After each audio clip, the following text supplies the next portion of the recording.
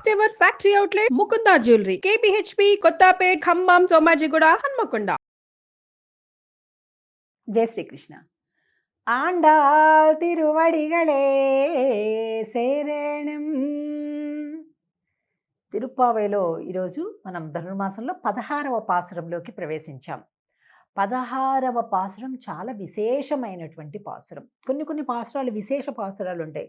మనం పుస్తకంలో చూసినట్లయితే ఆ పాసురం కంటే ముందు ఒక నక్షత్రం గుర్తుంటుంది, స్టార్ మార్కు. అవి ఇవన్నమాట విశేష పాసురాలు అన్నమాట. ఆచార్య ప్రధానమైనటువంటి పాసురం ఈరోజు పాసురం. నాయగనాయ్ నింద్రనంద గోపనుడయ కోయిల్ కాపానే. ఈ గోపికలందరూ కూడా అందరినీ నిద్ర మేలుకొల్పొచ్చేసి మొత్తం నందకులంలో ఉండే అందరూ కూడా ఒక చోట చేరారు. చేరి నడుచుకుంటూ ఆ గడగడ ఉనికి చలిలో కృష్ణుడి భవనం దగ్గరికి చేరారండి. ఆ భవనం దగ్గరికి చేరితే బయట ఇద్దరు కావలి వాళ్ళు ఉన్నారనమాట. ముందు కావలి వాళ్ళని ప్రార్థిస్తున్నారు.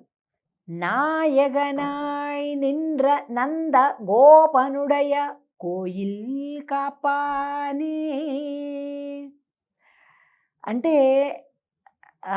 ఎవరి దగ్గర పని ఉన్నప్పుడు కానీ పెద్దలను కానీ ఎలా మాట్లాడాలి అనేది ఇందులో ఈ పాత్రలో చాలా చక్కగా తెలుస్తుంది.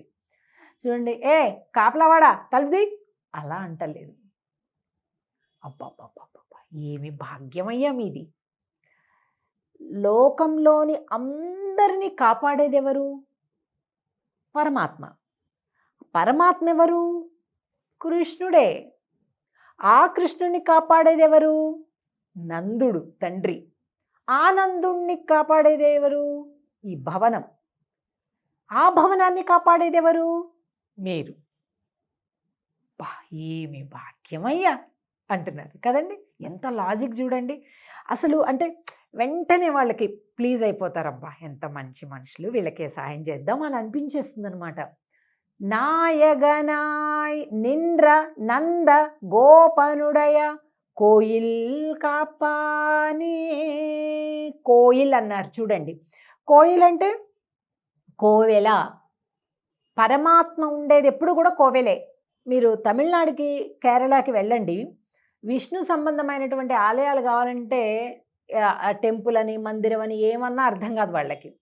కోయిల్ కోయిల్ ఎంగే అంటే చెప్తారు అనమాట. అంటే ఆ కోవెల అనమాట. కోవెలనే కోయిల్ అట్లా అనమాట. కోయిల్ కాపానే కోడి తోన్రం తోరణ వాషల్ కాపానే. అంటే ఆ తోరణాలు ఉన్నాయి, మాకు పైన కట్టే గుమ్మానికి పైన ఉండే మకర తోరణం అంటారు కదండి, ఆ మకర తోరణ ద్వారాన్ని కూడా కాపాడుతున్నారు. ఏమి భాగ్యమయ్యా. ఈ ఇల్లు మామూలు ఇల్లునా, సామాన్యమైన ఇల్లునా? భగవంతుడిని కాపాడే ఇల్లు. ఆ ఇల్లుని మీరు కాపాడుతున్నారు. కోడితోన్రం పైన జెండా ఉంది. తోరణవాసల్ కాపానే. పైన ఎందుకు జెండా పెట్టారు తెలుసా స్వామి? వీళ్ళకి ఏ తెల్లవారుజామున చీకట్లలో కానీ ఎప్పుడు కానీ ఇగో ఇది కృష్ణుడి ఇల్లు అని అర్థం కావాలంటే పైన ధ్వజం ఉండాలన్నమాట. అందరి గోపికలకి మంచిగా తేలిగ్గా రూట్ అర్థం అవడం కోసం అట్లా పెట్టాడట స్వామి. అయిపోయింది. మణి కదవం తాల్తిరవాయ్. వీళ్ళు ఇలా అనేసరికి వాళ్ళకి చాలా ఆనందం అయిపోయింది. వచ్చేసేయండి లోపలికి అన్నారు. అయ్యో స్వామి అలా కాదు, మీరే మణులతో కూడినటువంటి ఆ తలుపు గడి మీరే తెరవాలి, మేం తెరవం, మీరే తెరవాలి అని చెప్తున్నారు. ఎందుకు? ఆ స్వరూపం కాదయ్యా, మీరు అనుమతించారు అంటే మీరు తెరవటమే స్వరూపం. అంటే అమ్మా బాగానే ఉంది కానీ ఒకప్పుడు స్వామికి నష్టం చేయడానికి, స్వామిని చంపటానికి ఒక పూతన వచ్చింది, రాక్షసి. అంటే మరి ఎవరిని ఎట్లాగా సందేహించాలో అర్థం కావట్లేదమ్మా. అంటే అంటుంది కదా ఆండాళ్ళ తల్లి గోష్ఠి, అయ్యయ్యో అదెవరో పూతన రాక్షసి. కానీ ఆయరు సిరుమియరో ముక్కు, మేము చాలా చిన్నపిల్లలం, కుడి ఎడమలు తెలియనటువంటి, కల్లా కపటం తెలియనటువంటి చిన్న పాపలం మేమంతా కూడా. మాకు ఆ రాక్షసికి పోలిక ఎక్కడయ్యా? అది స్త్రీ రూపంలోనే వచ్చి ఉండొచ్చు, మేము స్త్రీలమే కావచ్చు, కానీ మేము పూతన రాక్షసులం కాదు అయ్యా, మేము చిన్న పాపలం. చిన్న అంటే చిన్న లేగ దూడలాగా కూడా వచ్చాడు ఒకసారి. చిన్నవాళ్ళంటే వాళ్ళు కరెక్టే అనుకోవడానికి వీలుందా?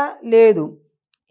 చిన్న లేగదూడ అవతారంలో వస్తే స్వామికి ఎంత కష్టమైందో తెలుసా?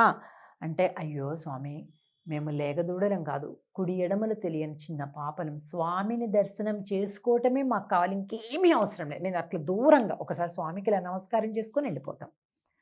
ఎందుకంటే మమ్మల్ని ఈరోజు రమ్మని స్వామి చెప్పాడు, మీకు చెప్పలేదా?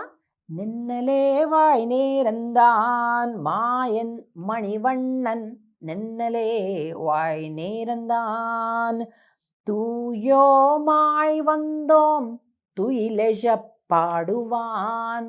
పరిశుద్ధులమై వచ్చాం, ఎటువంటి చెడ్డ ఆలోచన లేదు మాకు. తుయిలెజ పాడువాన్, స్వామికి మేలుకొలుపు పాటలు పాడాలి అనేది మా ఇష్టం. అంతేకాదు వాయాల్ మున్నం మున్నం మాతాదే అమ్మా, వద్దు వద్దు అని ముందే నిషేధపు మాటలు మాట్లాడకండయ్యా. నీ నేసని లైక్క దవం నీకు ఏలో రెంబావాయ్.